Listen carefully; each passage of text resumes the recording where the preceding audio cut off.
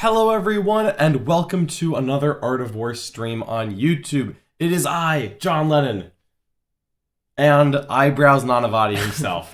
What's going on, everyone? I am Nick Nanavati, and we are here today to tell you about the top 10 rules in the game. Boom, boom, boom, boom, boom. We should have put the air horn noises in ourselves. Unfortunately, we are missing our resident tech priest, so make sure you let us know if you can hear us. As a matter of fact, if you can't hear this, well, please let us know. And also, I think I did a great job with the air horn noises. That was pretty good. I think that was pretty good. I'll give you that one. That was pretty darn impressive. I gotta say, it's nice having the sound effects just sitting next to me here. That's what the eyebrows do. Magic eyebrows. The brown magic eyebrows. The brown eyebrows. Anywho to what's up. We are ranking the top 10 rules in the game, not so much from, like, this is the name of the rule, but basically what the effect of the rule is. So many armies may have a similar ability, named whatever. That ability, the effect of that ability is what we're going by. For this one, we're also omitting strats and relics and things like that because we want this to be universal and apply to everyone. Absolutely. We didn't do anything specifically that one faction knows, so no Miracle Ice here, although that was my honorable mention. Got that right out of here. He got that right out of here. Nope, we're going to be going through the top 10 things that we just think are, if you see this in your army, you should be looking at this unit a second time. A unit that has access to these rules immediately gains value over a unit that doesn't. Yeah. That doesn't mean it's always better or always worse, but if something has this, give it a second look pretty much every time. When we get, as top players and previewers and whatever, when we get new codexes or new rules, and we have to dissect them within an hour for you so we can make an awesome YouTube video, these are the things we look out for. These rules give us indicators that this is a really good unit. You take these rules, you put them on a price that's not too expensive, and boom, that's a good unit. Boom, just like that. All right, Nick, are you ready to do kickoff number 10? I suppose. You suppose. All right. Bump, bump, bump. Here we go. Number 10. Ignoring or reducing AP. This one is a newer mechanic. I don't think we saw this a ton in early 8th edition, but late 8th edition, 9th edition, we've seen this come out in a lot more armies. And whenever it does appear, you almost always see people try to work it into a list. We usually see this in the way of like spend one command point to treat AP 1 or 2 as 0, or treat AP 1 as AP 0, AP 2 as AP 1, sometimes in like a faction special rule. Any way that you can get, especially on a high save unit, to reduce incoming AP, magical. Yeah, ignoring AP 1 and 2 is obviously very great because when your opponent's hitting you with like AP 2 weapons and you're just passing the saves without having the effects of it, that can be really powerful. But it's also good with respect to the meta right now. Yes. So armies like Thick City have a lot of grotesques. They are AP2. A lot of racks that are AP1. Certain Talos weapons are AP2. Armies like Grey Knights literally live in the vacuum of AP1 and AP2 with the Dread Knights, and AP0 to AP1 with their interceptors. And depending on if they take halberds versus swords, swords are AP3. A lot of Grey Knight players run halberds because they're AP2. Keep going. Works buggies in close combat. Did I mention Hive Guard? There's so much AP 1 and 2 in the game that with respect to the meta, if you can ignore it, you are doing great. Exactly. You often see like a normal defensive profile be like 3 up armor, 5 up invuln. So sometimes people are like, oh, well, AP 4 and 5 is wasted. I don't really need that much AP 3 anyways. So I'm just going to start spamming AP 2 and I'm just going to get everyone down to their invulnerable save, make them take a bunch of saves, and I'm going to kill them. And then in walks a Blade Guard veteran who's like, you know what? I'm a Black Templar. I've got this fancy schmancy relic on my backpack. I don't care about your AP 1 and 2. And then they just run into the open, never get flamed by Chronos ever because they're never going to die to AP2 flamers. Are you kidding me? Like, they're not going to roll enough ones. I've tried. They never roll ones when you ignore AP 1 and 2. That's true. Not only that, but if you think about how 40k as an overall game is designed, it's kind of like if you have a weapon that has tons and tons of shots, it usually doesn't have much AP associated with it. A lot of medium strength weapons, which are really effective, like autocannons and Volkite dreads and all that stuff, can buff its AP and work itself around to relatively decent strength, relatively good number of shots, and moderate AP. And you can take that weapon profile, whether it's Tau, Imperial Guard, Space Marines, Gene Stealers, whatever. You take that weapon profile of medium, medium, medium, and spam it out, and then you have a good profile that can shoot the heavy targets in mass, the numerous targets without being wasted like las cannons, and do the medium stuff all in between. So ignoring that with AP 1 and 2. Massive. Yeah, not every army gets access to this, but we've seen some really frustrating units, such as the vaunted Skitarii block. I hate that thing so much. Don't we all? You have so many AP 1 and 2 guns in there. I've got AP 2 guns. I'm just looking at this like, this is not worth my time to shoot. Yeah. All right, you ready for number 9? Let's do it. Number 9. Anything in the world that can prevent a fallback. This is the reliability to which you can prevent fallback is also really important. So something 100%. like Morvane's Agonizer, a Dark Eldar relic, which I love. If you just hit your target with your 4 attacks that probably hit on 2s, you hit them one time and it's not a vehicle, boom, can't fall back, nothing to roll, no escapes here, just dunzo. Whereas something on the flip side like no escape, you have to roll higher than your opponent. I don't value nearly as highly because I can't base a strategy around it because it might just not work. Yeah, so I think there's a couple of different layers to this. Anything that you have like Morvane's Agonizer, obviously not rolling dice is better than rolling dice to get the result that you want. But there's a lot of really good ways to use no escape. One of my favorite things is, back in 8th edition, trapping people in combat was a super viable tactic. If you could get someone in combat with you and you can make sure that they stayed there, usually with the technique known as tri-pointing, or if you had a special roll of your own, then they weren't going to shoot you and you just stayed in combat and you kept hitting each other. If you are the one setting this up, chances are you're better at hitting each other than your opponent is, and as soon as you get witches and guardsmen in the same combat, you know what? Both sides may take casualties, but we know who's having no survivors by the time this is all done. So getting the tri-point in, awesome, amazing, but 9th edition introduced Desperate Breakout, right? Which is that if you are wrapped on all sides, you can still spend TCP and fall back through it. I love having even a risky no fallback because it makes your opponent not want to use Desperate Breakout and it brings value back to the tri-point. That's true. That's a great point. So as an opponent, if I am tri-pointed, meaning I can't physically fall back, my only option is that Desperate Breakout. But usually you have to spend the 2 CP to try. And then even if you get it, cool, you got it off. But if you don't, you just threw 2 CP in the trash can. Maybe as a tactician who's now tri-pointed, maybe I don't want to take that risk and I'll just find a better use that's guaranteed for my 2 CP than attempting to just break out.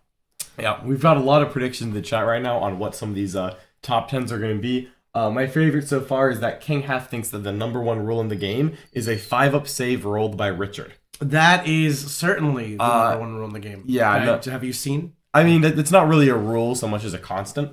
Like, he's not even rolling the 5-ups. He actually just places them on the table. There's a reason Mr. Siegs got like 4th with Tau at ACO while they're terrible, because Mr. Siegs has 5s to roll. He loves certainly his not his skill. Certainly not that. Oh, yeah, everyone's talking about the poor pupper. Don't worry, we'll be I want to let her in. We'll be getting a stream pup down here soon. I mean, she could be our number 1. Let's be honest here. Bella will make a guest appearance. We'll get Bella in for a guest appearance. All right, so no fallback. Absolutely fantastic anytime you can fit it in. I don't think it brings value on a unit by itself, but when you can pair it with a unit that is good in combat, such as witches or, the mirror for Slanesh demons, or if you can get it in at the same time as other units, any way you can, there's just so many applications, right? A clever close combat player is always going to be able to take a no fallback rule, get into a shooting opponent, and really punish them for that. For sure. No fallback. It's something you build your army around. So the Contorted Epitome, or which I call the Mirror from Demons, is a great example. Dark Eldar have no escape. There are things that have similar abilities, like the Toxicrin and Tyranids, and that makes a terrible unit at least worth looking at. So that's what we mean when we say, like, Toxicrin, really not where it's at, although with no escape, potentially. I have to pause this right now before we move on to number 8, and that is because we just got a $50 super chat from Fred Fortman. Fred, appreciate you. What's that say, John? Fred Fortman says, amazing job announcing the Austin Open, Nick. You made those broadcasts must see Twitch TV. Called you the best game broadcaster since the late and great Jeff Robinson. Oh, high praise indeed. Fred Foreman, thank you so much. That means the world to me. I'm glad you enjoyed. If you haven't checked any of that stuff out, everyone, you can check out the GW Austin Open streams where I was commentating all around. John and Siegs and Jack played a bunch of them. That is on twitch.tv/Warhammer. All right, I'm letting this puppy in, John. All right, we're getting a puppy. All right, well, as we bring in the puppy, who's not our number 8, unfortunately, I am going to give you our real number 8, and that is any kind of feel no pain roll. Feel no pain actually doesn't technically exist in the game right now. It's a holdover from old editions, but anytime you roll a dice to ignore a wound after you take it, all of us, grumbly old players who have been playing 4th, 5th, 6th, and 7th edition refer to it as a feel no pain. So a Feel No Pain is, let's say Grey Knights. We'll often say they have a 5-up Feel No Pain against mortal wounds. Some units, like someone next to an Apothecary, has a 6-up Feel No Pain against everything. Anytime someone does damage to you and you get one extra roll to mitigate it after your save, or in the case of mortals, instead of a save, massive power. I love having these kind of things because even if they're not super reliable, they can just change the math on what your opponent has to do. Yeah, it's one thing when it's just a save. When there's also a Feel No Pain, it's just a 1/3 chance. Typically 1/3. Something's a 4 Feel No Pain, something's a 6 up. Yeah. But there's a chance it just doesn't work. It's also really good versus for multiple wound models, just because it doesn't carry over. So if you have a 3 damage Slith, as I love, and they get hit by a 3 damage Thunderhammer or a 4 damage Las Cannon shot, they get to roll 3 dice for the Thunderhammer, and if they hit any 5s, they're going to survive with that many wounds left. If they happen to roll 2 5s on the 4 dice from the Las Cannon, it'll really help, because now a whole next Las Cannon, a whole nother Thunderhammer has to go into it. So multiple wound models with Feel No Pain become complete nightmares to try to take out. Exactly. So taking something like that, like a 3-wound model, normally it's like every failed, like rocket save or Thunderhammer save, there's just a dead model, move on to the next. You fail 8 saves, you lose the whole 8-man squad. When you have this 5-up Feel No Pain, almost every wound that goes through, you're going to save 1, and then a whole nother one rolls over. Where if you have a 5-up Feel No Pain and you take 8 Thunderhammer failed saves, I would be surprised if you lost more than 4 Slith to that. Yeah. Like, you're probably losing 3 or 4. Maybe you'll lose 5, right? Depends on how the dice break. But it's such a massive damage, it's like a damage soak is what we call it, where you just pour damage into this black hole, and they just keep rolling dice, and you just keep having models left. Anytime I see something with a Feel No Pain in my codex, I immediately look back and think, okay, how tough would this be without it? All right, how tough is it now? This may actually be worth the points. Yeah. Not only that, but it really gives you a consistency. One of the things we always talk about in 40K is you want to mitigate the impact of dice and have backup plans for in case you roll bad. Having a second roll of saves functionally gives you that kind of stability. Because, we all whiffed. We really all have. I promise. So when you roll all those 1s and 2s, you're like, man, I had a bunch of 3-ups, and now I don't, because they're all dead, because I rolled really bad. Well, at least you got a second chance, and it'll help bring back the average and help you find real consistency to your game, which is huge. That's top players value that super highly. Exactly. And the problem is when your opponent has it, you have to go the opposite way. Where if I'm trying to kill 5 Tactical Marines and they're not next to an Apothecary, I'm just like, oh yeah, I've got 2 damage here, let me line up 5 shots.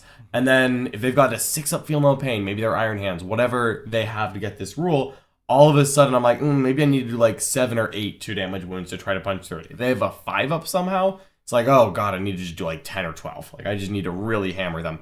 And it makes your opponent overkill so that they don't get burned by the Feel No Pains. Because adding an extra layer, man, it really adds something for your opponent and for you. So I love this. Anytime I can get it in, any kind I can get an aura of it, I don't care how. I want that Feel No Pain on my list. Thick City is thick for a reason. That's true. That's one of the things that Thick City, as we're knowing the current Dark Eldar Covens list now, that's one of the reasons it's so popular. It's not just that they have the Feel No Pain, but we do, of course, have to move on to number 7 on the list.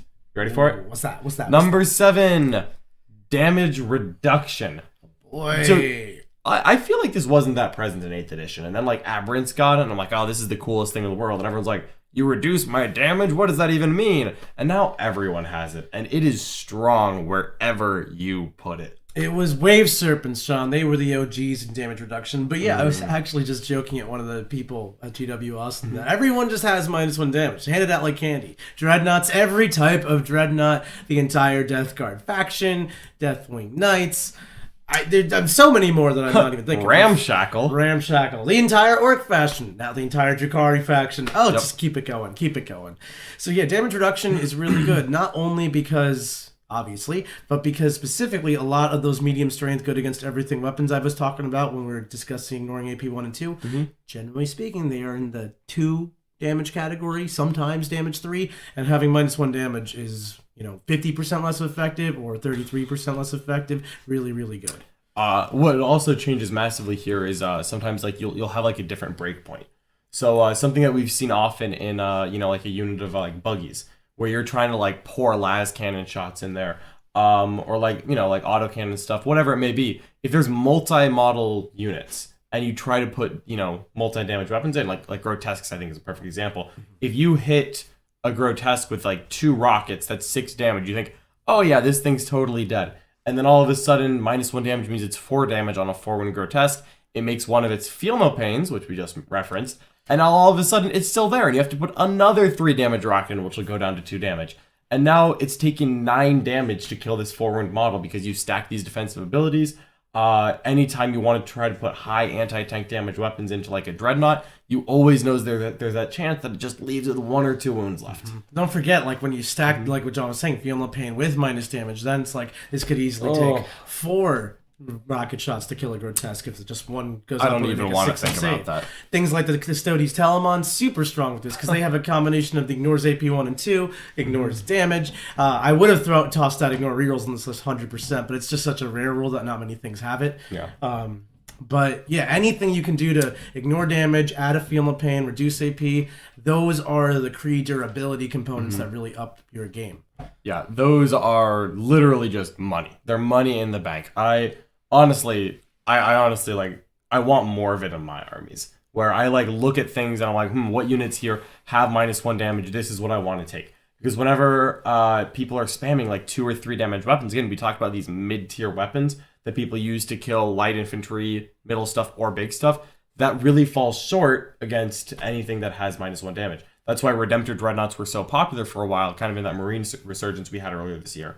The -1 damage from Duty Eternal was the main reason why Dreadnought lists were successful.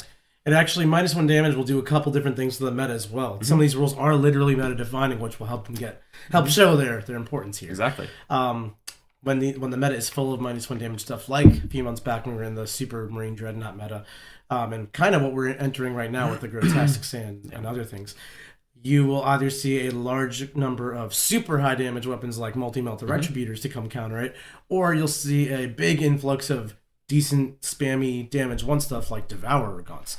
These are both great ways to counter -1 damage because it's just not that effective against them. Exactly. And you know what? There's also a reason to try to do Mortal Wounds, because Mortal Wounds are not a traditional damage vector, so they don't get affected by -1 damage. Absolutely. All right. You ready for another one? I suppose. All right. We're all the way on, I think we're on to number 6 here. Yeah. Ready for this? Yeah. Fall back and shoot. Fall back and shoot. Shoot. How often before the game your opponent has guns, right? And you look at their guns and you're like, oh, those are guns. They're scary, but they're not that good in combat. Do you start the game by asking, hey, do you have a way to fall back and shoot? Yeah, I usually I do. Every single time. You know, we talk about that in like the checklist of things asked before the game. Some people don't rate this as highly. Some people think, because, you know, if you just don't get tagged, it doesn't matter. Every time I start a game, I ask my opponent, hey, can you fall back and shoot? And whenever they say no, I'm just like, oh, thank goodness, I don't have to deal with this. Like, this is just so much easier for me as the opposing player. I get really scared of this stuff. Traditionally, units that shoot very good aren't that good in combat. Some units do both, but usually a unit is like a shooting unit or a combat unit, and it's not amazing at both. Some, you know, like Space Marine's not bad at either, but I'd much rather get, you know, punched by Eradicators than shot by Eradicators, right? Let me know if I'm wrong. Well, just think about it, John. If you look at things like AdMech Rangers, or just the entire AdMech army, really.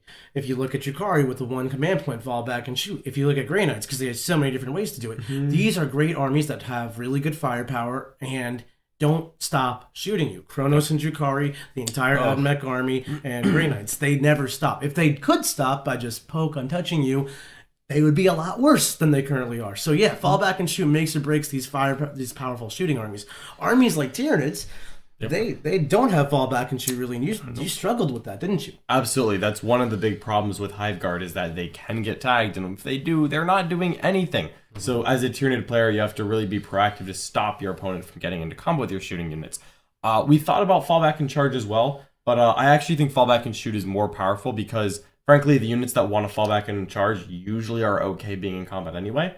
I also think that the way 40k actually plays out in most instances, it's a very trade-based game. So a lot of times, something like Hellions, for example, who have built-in fallback and charge, or Gene Stealers and Kraken built-in fallback and charge, they go on one-way plane tickets where they go smash something in close combat, and then because they're relatively fragile, don't actually make use of their fallback and charge. So yeah, the ability to fall back and do anything is really good because it allows your opponent to have to kill you. It forces your opponent to have to kill you to shut you up. He can't just stall you by bumping into you. Yep.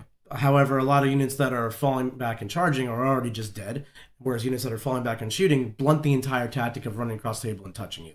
Yes, it really is difficult because then you have to try to trap them in combat. Another powerful rule that we talked about earlier.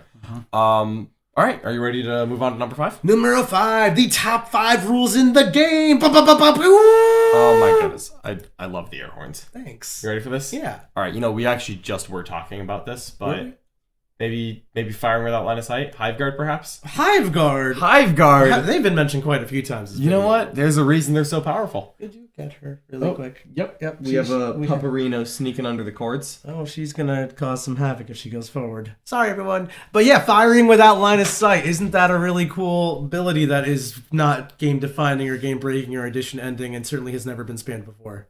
You know what? There's a reason people spam it. This is 100% one of the best things you can have in the game. People bring guns so they can shoot their opponent. People hide from guns, their opponent doesn't shoot them. I, for one, am actually allergic to bullets. Yeah, yep. I hate ignores line of sight shooting. I cannot deny its power. I have used it. I'm a bad person too. Mm-hmm. But like, you can't use tactics around. There's no hiding. There is no cover typically associated with these things. Also, there's just taking pain from across the table, and because of that, it lends itself to a very uninteractive play style, and you have to cross the table and go do something about it. And some armies can, some armies can't, but it certainly is game defining. If 17 Hive Guard in the meta, they define the meta. Absolutely. When, we've seen them before with Imperial Fist, they had a very popular artillery list back in the day. Manticores, Wyverns, Basilisks. Anytime Max Rocket Trucks, geez, how did I forget about Rocket Trucks? Yeah. You know what? We've already mentioned Hive Guard, but even like Dark Reapers, support weapons for Eldar. Tempest Launchers and 9 Shadow Weavers, that's a list. It sure is, and it was not fun to play against. Anytime it's powerful, it's going to shape the meta, and people are going to bring things to try to counter it or to try to make it through. That's where we talk about all these other rules. Indirect fire that can fall back and shoot, even better than before. It's super strong. We all know it. Yeah. We don't all love it, but some of us do, especially if we own, 18 Hive Guard. Nick was asking me, how do we just have 18 painted Hive Guard? And I'm just like, I'm John Nunn, and I have a problem. Several. It's so good because it removes the ability for your opponent to hide from you, and it kind of puts them on a timer. Where a lot of times in early games, people will just run at each other, and then it gets very simple. You just try to hit each other, and someone dies.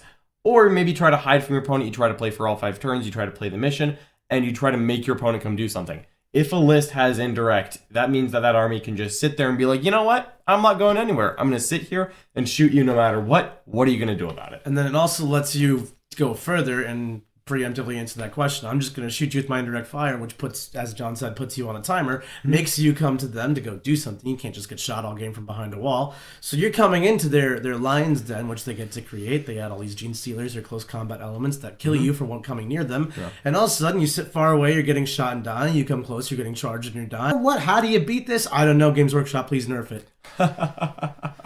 They definitely shouldn't nerf Hive Guard after I take it to a few more tournaments. Right. Just give me a few more here. Well, to give you the answer to actually how you beat it, you can check out the War and We Too. It's a whole bunch of classes on exactly that concept, and maybe some combinations of these rules on this list might actually help you out. But yeah, I think indisputably firing without line of sight is Busterinos. All right, so we were just talking about ignoring a line of sight here. That was number 5. Let's talk about something else that really helps in the face of direct line of sight shooting. Another thing that I just love putting in my armies, Nick. What's that? It's Bodyguard. Oh, John's favorite rule in the game. Bodyguard. Why wouldn't I take Bodyguard? Well, let me answer that for you, right? Because it helps you protect your characters. If I'm within 3 inches of my bodyguards, I can't be shot. But most characters under 9 wounds, if they're within 3 inches of unit and they're not the closest, also can't be shot. So what is the point of this rule? It's not that good. Oh, but it is. The best thing that Bodyguard can do for you. What can Bodyguard do for you? Guard your body? It can guard your body, and it can guard your characters because it works even if your character isn't visible, and it works if your character is the closest enemy target. It's so much better than traditional Lookout Sir. That's why Bodyguard made the cut on this list and Lookout Sir didn't, where we see that sometimes people will take a Bodyguard unit. You think of Sacrosanct, Death Shrouds, Company Veterans, and they can put that behind a wall out of line of sight, but maybe not quite on an objective. And then that character can run forward, sit on the objective and be close to bodyguards, and just completely not be shot.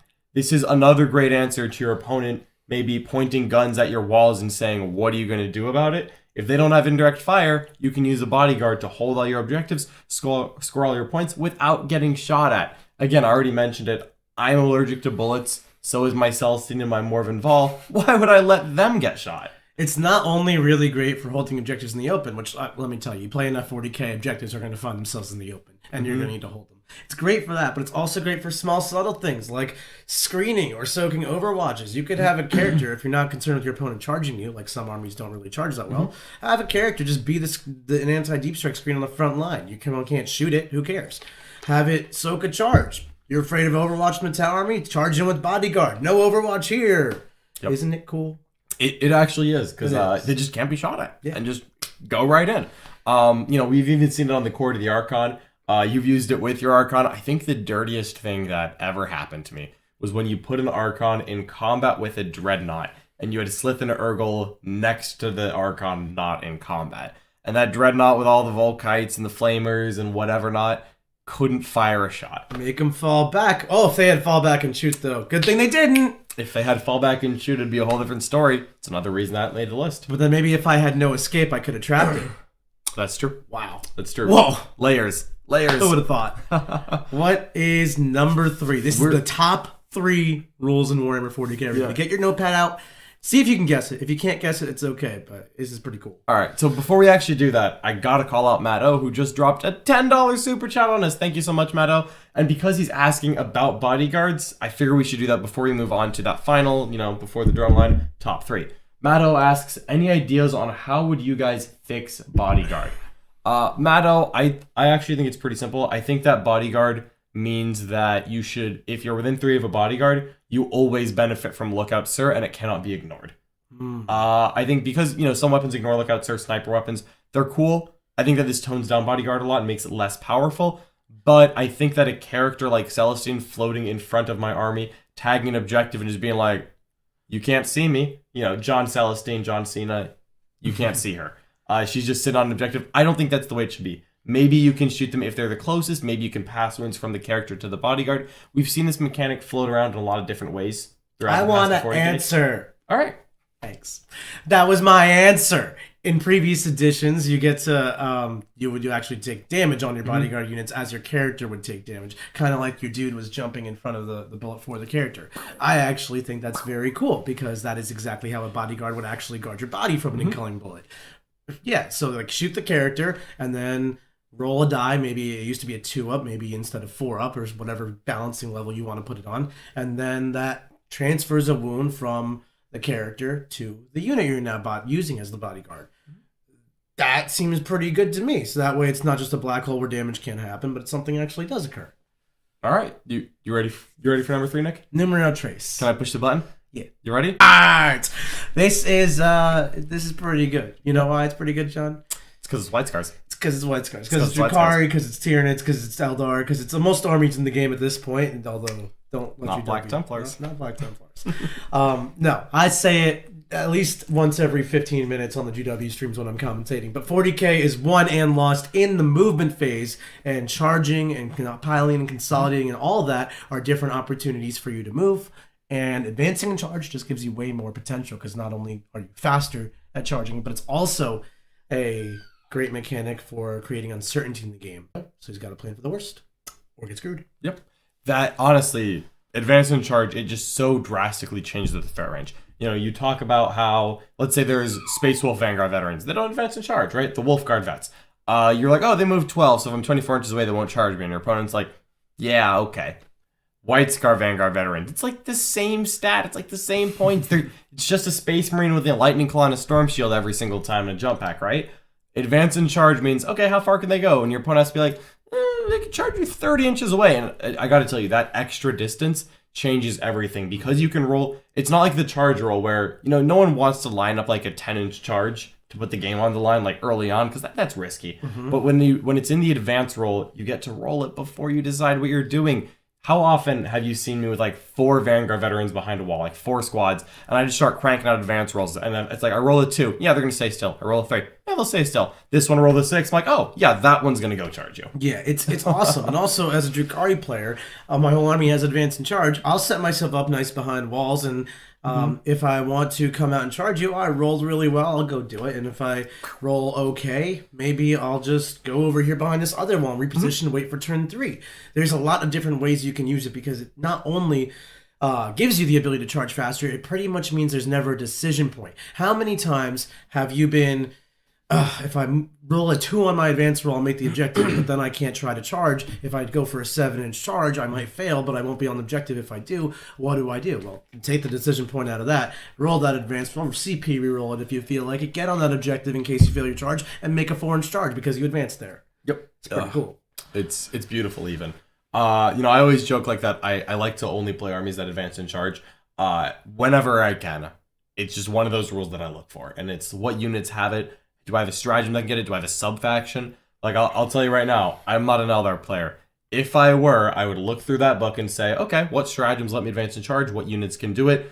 Sam Han can advance in charge. Oops, I'm a Sam Han player now. I often make Elder lists for our stream games and whatever, and very many times I seriously look at when I take Shining Spears, not making them like Hunters of Ancient Relics or extra Shurikens or whatever, because they have very good custom traits, but Advance in Charge 1 CP strat is also very, very good. So I've actually, in fact, used them at an LVO before they were Sam Han. So yeah, Advance in Charge, you'll see people take entire chapters. Yep. Like whatever faction they're playing, you'll take Metallica because it gives you the Advance in Charge strat. Just because it gives you that strat. Like, it's that good. It really, really is. All right. Number 3, amazing, awesome, great. What's better than number 3? Well, do you know how you get around advancing and charging? You move block them. You stand right in front of them and say you can't physically move without coming in with an inch of me. So I guess your super awesome movement in advancing and charging is kind of blunted here. Hormagaunts. Yeah, Hormagaunts. Hormagaunts. Yeah, gods. I love that. They love to move block. So move blocking is a great way around advancing and charge. What's good against move blocking? I just clicked the button. Something that flamingos don't do. Something that flamingos do. Get out of here, Nick. They fly, Nick. No. They fly. Flamingos Anything. don't fly. But good units do. But good units do. Good units do. Anything that can fly immediately bumps up. What's your favorite unit with fly? Yes. Mine's the Hierophant. The Hierophant. Okay, that is hilarious. Yep. But I love anything that can fly because they move over. It's Fate Weaver. It's Fate Weaver. They move over terrain in the movement phase. They move over mod. Oh my god, screen just like, yeah, I'm just gonna wait here. A Wave Serpent is like, yeah, I'm gonna see you on the other side, friends, all the way over. No questions asked. You can move everything John just said. Move wherever you want, charge almost wherever you want. When you can fly, when you combine the fly keyword with, like, say, the infantry keyword, you can charge literally wherever you want. And you can even charge flyers, which, granted, they got nerfed recently with that 0 to 2 limit, but still, flyers having fly keywords so you can punch those things, that feels really good. Not having fly keyword, trust me, I played Gene Circle for years, that sucked. Yeah, and we weigh this differently on different units, of course.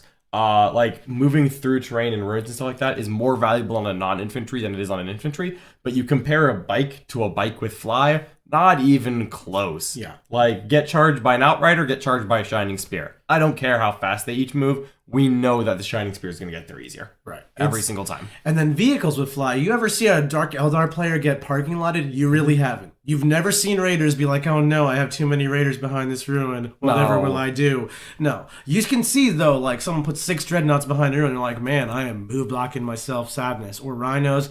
The vehicles, the thick units, the big units, the units with big footprints Maybe a bunch on the of table. Rhinos behind, like, a Battle Sanctum. A bunch of Rhinos behind a Battle Sanctum. This is...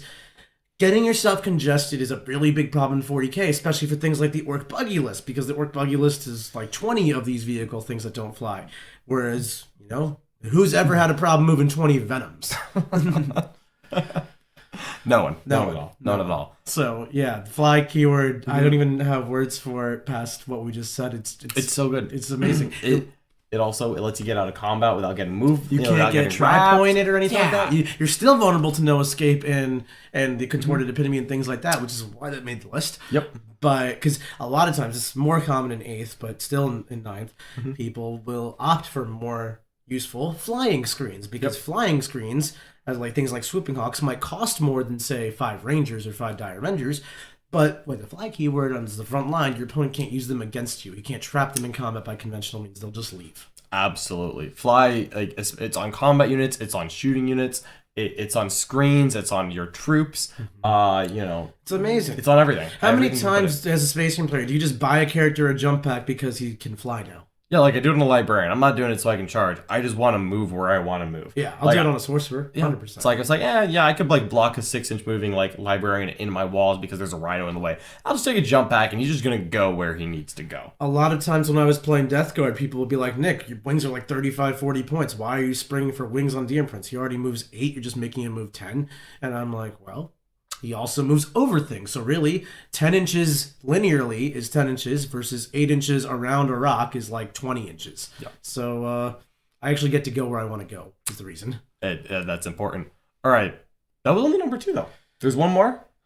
One more. I want to give this a second. I want to type it up, and I want the internet to tell me what they think it is. Put in your guesses while John and I debate if flamingos can fly for a moment. I have seen quite a few guesses in there. I also see Nurgle Matt complimenting us on our flamingo humor. Thank you so much, Matthew Nurgle.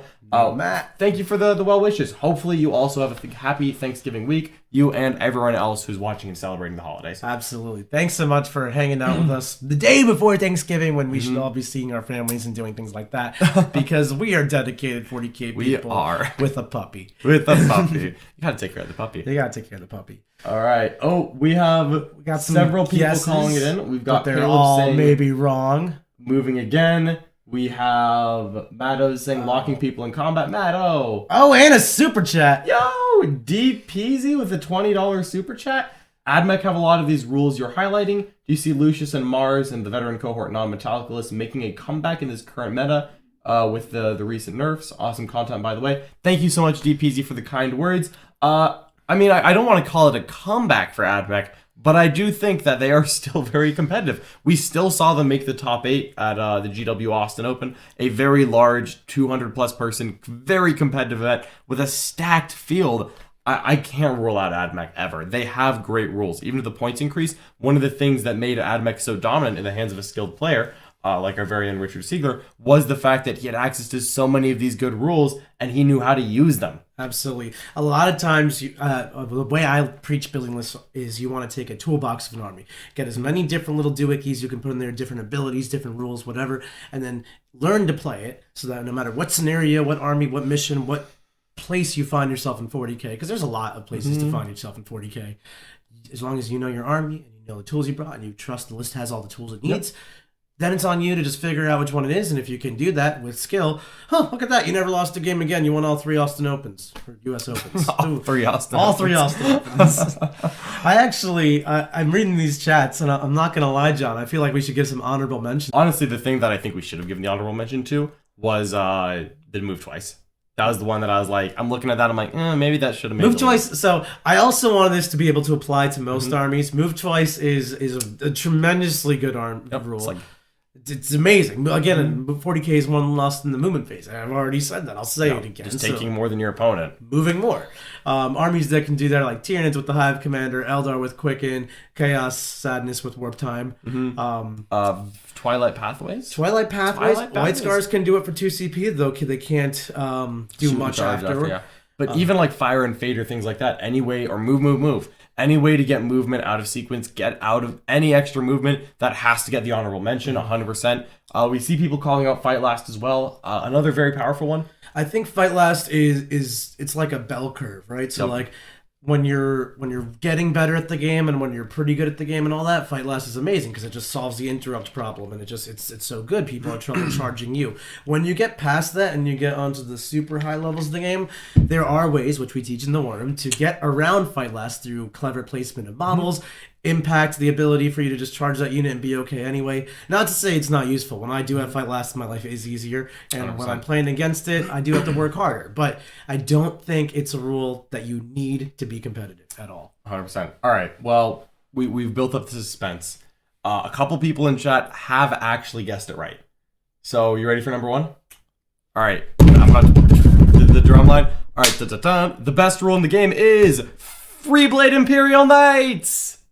Oh, I was gonna say objective secured, but you really took the wind right out of my sails right there. Not gonna lie, like I was ready, I was hyped, I was like objective secured, but then you were like knights, and I got sad. That's what I meant to say. I said Free Blade Imperial Knights. Okay. I meant to say objective secured. That's on me. That's right. It's because not just knights are objective secured. They did get like some rules that help them out with that. Some rules, yeah. But like so is like every troop in the game. And if you're a Space Marine, also all of your core units, because Rights of War is pretty cool. Maybe your characters. There's a lot of stuff that's OPSEC out there. So we like to say here in the Art of War that to win games, you've got to play the mission. We don't say to win games you have to table your opponent on turn 3 or 4 or 5 or 2. Although 2 usually does. If you table them on 1, game is over. But what we always say is you've got to play the mission. And objective secured helps you play the mission. Almost every mission that you're playing right now, the primary is going to involve sitting on objectives.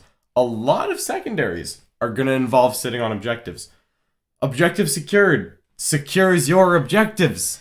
There was a quote actually made by Mr. John Lennon from this past weekend at the Austin Open, which I think was a great quote. And it basically was that his objective secured stuff is designed to die on his opponent's objectives. You know what that does? It wrecks your opponent's primary score. You know what your opponent's way to win the game is? Half of it is his primary score. You can say no thank you to all of that.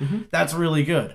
Also, help you defend your primaries and help you even accomplish your secondaries. Things like Stranglehold, which are control the majority of the objectives, helps if your objective secured. 100%. It can literally just swing the game wide open on who's got what. It's so powerful. It just kills me.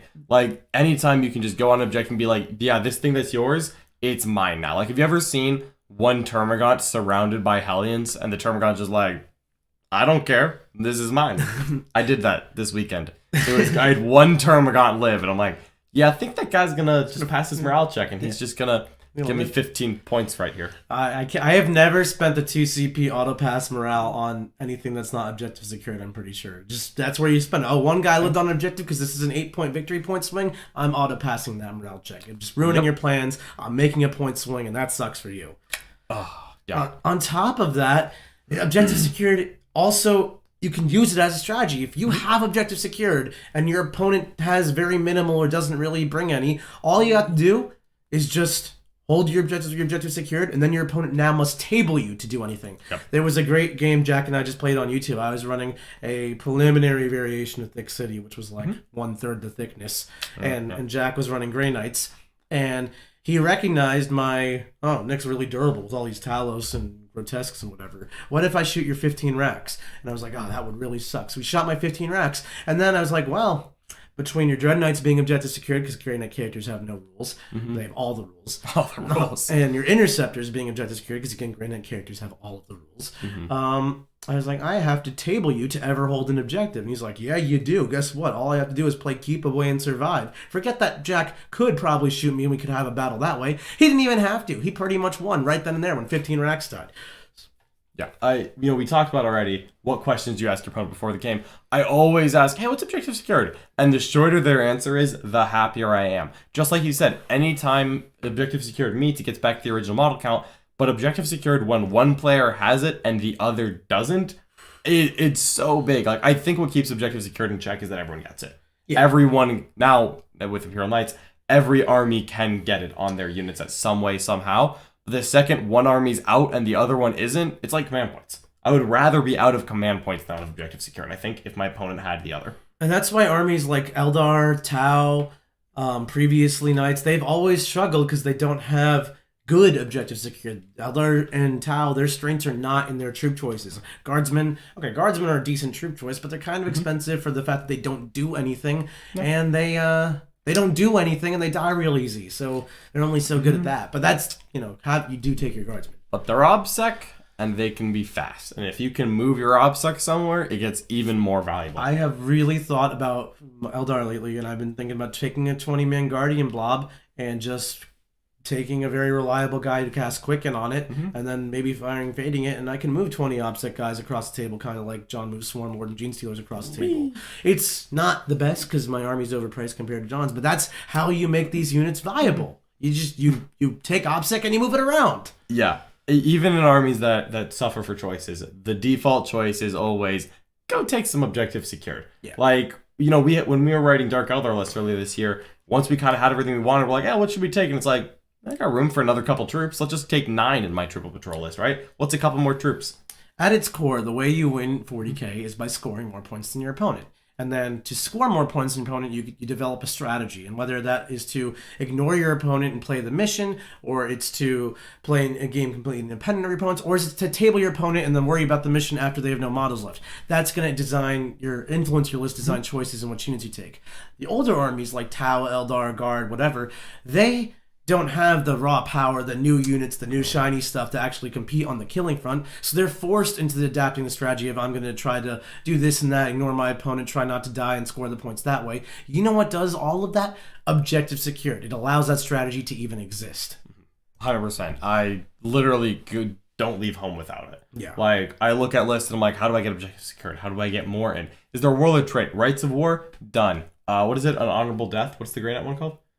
The noble death. A noble death, put it in there. Like, I can't leave home without it. Richard Siegler's Austin Open list from this past weekend just ran a unit of 20 objective secured racks. Was that his minimum troop choice? No, that was, I'm going to pay extra points for troops because I value troop choices because they're good. He ran way more than the minimum 3 for patrols. He ran like 6 troops. I often run 9 troops in my Drukhari. John ran like a 200 gaunt list. 300, 400 gaunts in there. 1,800 gaunts. 1,800 gaunts. That was enough, yeah.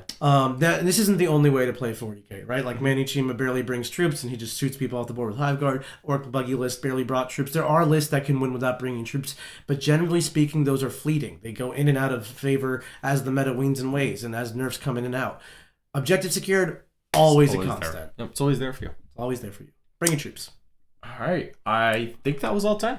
I think that was all 10. Well, I hope you all enjoyed this video. We had a blast doing it. We're going to come up with more awesome, cool tier lists just like this one, maybe reviewing strats or chapter tactics or all kinds of rules. Let us know in the comments what you want us to review and what you want to see from us. Don't forget to like, share, subscribe, and check out the War Room. Yes, we've got a whole bunch more content coming up. We've got more tier lists. We've got everything else.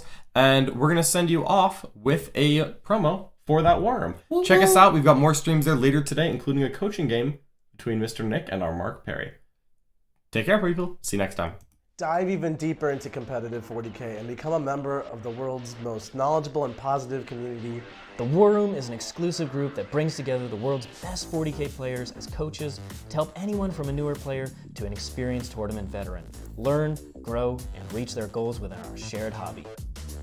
Each week we offer a variety of live stream coaching matches centered around illuminating the thought process and in-game decision making of top players. We explain everything we're doing and why. You'll learn about the ever-evolving meta, match play mission theory, list making, and discussion of every faction in the game, and have access to analysis of all the latest rules. Our team of highly experienced coaches teach weekly clinics on each individual faction, strategy sessions on deployment and cool tricks, and meta-analyses each week during Meta Monday. We are committed to not only providing the best knowledge for players available, but also building a one-of-a-kind community. Come be a part of the War Room.